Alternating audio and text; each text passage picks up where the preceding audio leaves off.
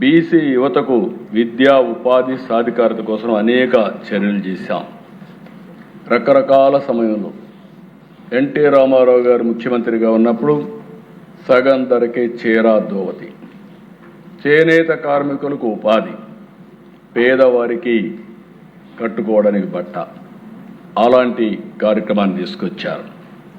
ఆ తర్వాత దిశ మీరు ఒకసారి ఆలోచిస్తే చేతి వృత్తుల్ని, కుల వృత్తులు సమాజంలో అందరికీ మనం ఆలోచించిన వారసత్వంగా కొంతమందికి ఆస్తులు వస్తాయి, భూములు వస్తాయి, కొంతమందికి చేతి వృత్తితోనే బతికారు, కొంతమంది కుల వృత్తులు పెట్టుకొని ముందుకు పోయే పరిస్థితి. అలాంటప్పుడు దిశ ఆధునిక ప్రపంచంలో మోడర్నైజేషన్లో ఇంకో పక్క టెక్నాలజీ యుగంలో ఈ కుల వృత్తులు, చేతి వృత్తులు పూర్తిగా నిరాదరణకు గురయ్యే పరిస్థితి వచ్చింది. అందుకే అట్ వన్ స్టేజ్ దిశ సమైక్య ఆంధ్రప్రదేశ్లో వీళ్ళ వృత్తిని కాపాడడానికి ఆధునికమైన పనిముట్లన్నీ కూడా ఆదరణ కింద ఇచ్చాం. 341 రకాల పనిముట్లని 90% సబ్సిడీతో ఇచ్చాం. రజకులకు దోబీ కట్లు కట్టించాం, నాయీ బ్రాహ్మణులకు కిట్లు ఇచ్చాం, మేదర్లకు వెదురు ఫ్రీగా సబ్సిడీతో ఇచ్చాం, మత్స్యకారులకు చేనేతలకు సబ్సిడీలు ఇచ్చాం, గీత కార్మికులకు వడ్డర్లకు జీవనోపాధి ఇచ్చాం. ఇలా ఎన్ని కులాలు ఉన్నాయో చిన్న కులాలన్నీ మోస్ట్ బ్యాక్వర్డ్ క్లాసెస్ కార్పొరేషన్ పెట్టి first time most backward classes అందరినీ సంచార జాతులను ఆదుకున్న ప్రభుత్వం ఎన్డీఏ ప్రభుత్వం, ఆ రోజు తెలుగుదేశం ప్రభుత్వం అని చెప్పి కూడా నేను మీకు తెలియజేస్తున్నాను. ఈ 2 ఏళ్లు కూడా దిశ వివిధ సంక్షేమ కార్యక్రమాల ద్వారా 32,534 కోట్ల రూపాయలు ఖర్చు పెట్టాం. మళ్ళీ రోజులు మారాయి, ఆలోచన విధానానికి కూడా ఇంకా ఈ విధంగా తీసుకుపోతే బాగుంటుందని ఆలోచించాం. వడ్డర్లకు ఫస్ట్ టైం చరిత్రలో దిశ ఈరోజు కూడా మీరు ఇప్పుడే మాట్లాడుతున్నాను. ఈరోజు కూడా కూటమి ప్రభుత్వం ఆమోదంతో అందరి నాయకత్వం కలిసి 2 ఎమ్మెల్సీలుగా చేస్తే సామాజిక న్యాయానికి పెద్దపీట వేస్తూ వర్ల రామయ్య ఒక ఎస్సీ కుటుంబాన్ని నుంచి మోస్ట్ బ్యాక్వర్డ్ క్లాసెస్ ఉన్నటువంటి వడ్డెర కులస్తురాలంటి శారదకి ఈరోజు పదవి ఇచ్చావంటే, రమాదేవికి పదవి ఇచ్చావంటే ఇది తెలుగుదేశం పార్టీ ఎన్డీఏ సిద్ధాంతం. ఆ అమ్మాయి మామూలు వర్కర్ దిశ, ఒక క్లస్టర్ ఇన్ఛార్జ్, ఒక బ్యాక్వర్డ్ క్లాస్, వడ్డెర కులం. ఎమ్మెల్యేలో మేము సీటు లేకపోయాం. ఆ రోజు చెప్పాం, మొట్టమొదటిసారిగా వడ్డెర కులానికి చెందిన వ్యక్తికి ఎమ్మెల్సీ ఇస్తామని చెప్పి ఒక మహిళ, చదువుకున్న మహిళ, ఈరోజు ఆవిడ్ని ఎమ్మెల్సీగా తీసుకునే పరిస్థితికి వచ్చాం అధ్యక్ష. ఇంకొక పక్కన అధ్యక్ష, ఈరోజు మీరు చూసినప్పుడు వడ్డర్లకు 10% మైనింగ్ లీజులు ఇస్తున్నాం. లీజుకు కట్టే డబ్బులు కూడా సబ్సిడీ ఇచ్చి ఆర్థికంగా పైకి రావడానికి చేస్తున్నాం. గీత కార్మికులకి 10% ఎక్సైజ్ షాపులు ఇస్తున్నాం. ఇంకొక పక్కన మీరు ఒకసారి చూస్తే నేతన్న సేవలో ప్రతి కుటుంబానికి మొన్నే 25,000 రూపాయలు ఇచ్చాం. ఇంకొక పక్క హ్యాండ్లూమ్ మరమగ్గాలకి 200 యూనిట్లు, పవర్ లూమ్కి 500 యూనిట్ల వరకు పవర్ ఉచితంగా ఇస్తున్నాం. ఎవరైతే మత్స్యకారులు ఉన్నారో మీరు చూస్తే దిశ, మత్స్యకారులు ఎప్పుడు కూడా చేపల మీద ఆధారపడతారు. చెరువులు వాళ్ళకి ఎప్పుడు ఇచ్చాం. ఒకప్పుడైతే అన్ని చెరువులు కూడా వాళ్ళకి రిజర్వ్ చేసిన రోజులు. అలాంటిది ఉంటే అన్యాయంగా ఒక జీవో తీసుకొచ్చి 217 ద్వారా చెరువులు కూడా వీళ్లు చేసుకునే విధంగా వీళ్ళ దళారీ వ్యవస్థకి ఇచ్చే పరిస్థితికి వచ్చారు.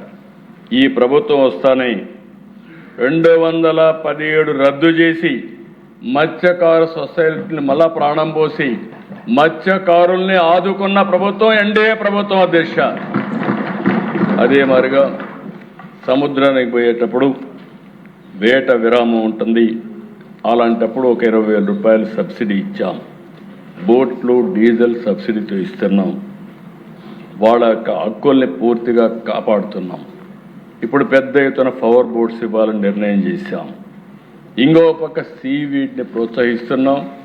వాళ్ళ ఆదాయాన్ని పెంచడానికి ఎన్ని చేయగలుగుతాం అవన్నీ ఆలోచిస్తున్నాం. నాయీ బ్రాహ్మణులు నిర్వహించే సెలూన్లకి 200 యూనిట్లు ఉచిత కరెంటు ఇస్తున్నాం.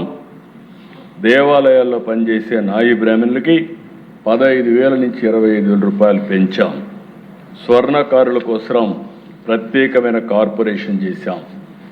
ఇంకో పక్క అన్ని కులాలను ఆదుకోవడం కోసం మనం సూపర్ 6 కానీ లేకపోతే సంక్షేమ కార్యక్రమాలు కానీ ఇవన్నీ ఇచ్చే పరిస్థితికి వచ్చాం.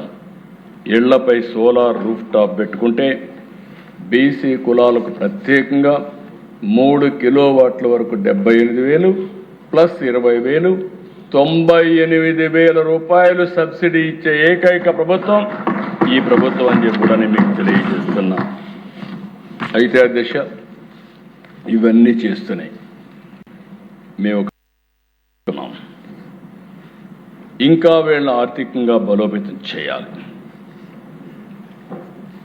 రాజ్యాధికారంలో భాగస్వాములు చేయాలి. అదే సమయంలో 5 ప్రిన్సిపల్స్ ఈ 5 కూడా బీసీ ఎంపవర్మెంట్ కోసం ఈ రోజు నుంచి 5 విధానాలని అమలు చేస్తాం. విద్య పైన ఎక్కువ కాన్సన్ట్రేట్ చేస్తాం. ఈరోజు మీరు చూస్తే అధ్యక్ష బీసీ విద్యార్థుల కోసం నెలకొల్పిన 119 మహాత్మా జ్యోతిరావు పూలే గురుకుల పాఠశాలలో 93 తెలుగుదేశం పార్టీ అధికారంలో ఉన్నప్పుడు ఇచ్చామంటే అది వెనుకబడిన వర్గాలపైన ఈ ప్రభుత్వానికి ఉండే ప్రత్యేకమైన శ్రద్ధ. ఇంకొక పక్కన చూస్తే అధ్యక్ష ఈరోజు ఉండే అన్ని రెసిడెన్షియల్ స్కూల్స్ కంటే ఈ యొక్క బీసీ రెసిడెన్షియల్ స్కూల్స్ చాలా బాగా పనిచేస్తున్నాయి. ఈరోజు మీరు చూస్తే 96.02% రికార్డు సాధించి నేను మంత్రి గారిని అభినందిస్తున్నా. బ్రహ్మాండంగా పనిచేసి 96% సక్సెస్ రేట్ పాస్ రేట్ వచ్చిందంటే అది బీసీ విద్యార్థుల యొక్క సామర్థ్యం, అది వారికి ఉండే ప్రతిభ అని చెప్పి కూడా నేను మీకు తెలియజేస్తున్నా. ఇంకొక 993 బీసీ వసతి గృహాలు ఉన్నాయి. 90,000 మంది ఇక్కడ చదువుతున్నారు. నా కోరిక ఈ 90,000 కూడా తొందరలోనే ఎక్సలెంట్ రెసిడెన్షియల్ స్కూల్ నిర్మాణాలు చేసి ప్రతి ఒక్క బీసీని చదివించే బాధ్యత, విద్యకు ప్రాధాన్యత ఇచ్చే బాధ్యత తీసుకుంటాం. నెంబర్ 1 విద్యకు ప్రాధాన్యత ఇస్తే, బాగా చదివిస్తే పేదరిక నిర్మూలనకి తొలిమెట్టు అవుతుందని చెప్పి కూడా నేను మీకు తెలియజేస్తున్నా. రెండోది నైపుణ్యాలు. ఎక్కడికక్కడ నైపుణ్యాన్ని పెంచుతాం. ఈరోజు బీసీలకు ఉండే నైపుణ్యం ఎవరికీ లేదు. కుల వృత్తులు, చేతి వృత్తులు.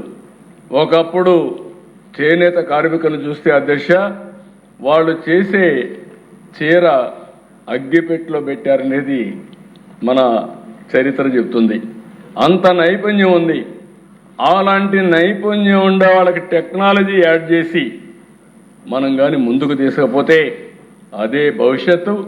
అందుకే నైపుణ్యాన్ని టెక్నాలజీని కలిపి వెనుకబడిన వర్గాలకు అండగా ఉండి వాళ్ళ శక్తిని ప్రపంచానికి అందించే బాధ్యత ఈ ప్రభుత్వం తీసుకుంటామని కూడా మీకు తెలియజేస్తున్నా.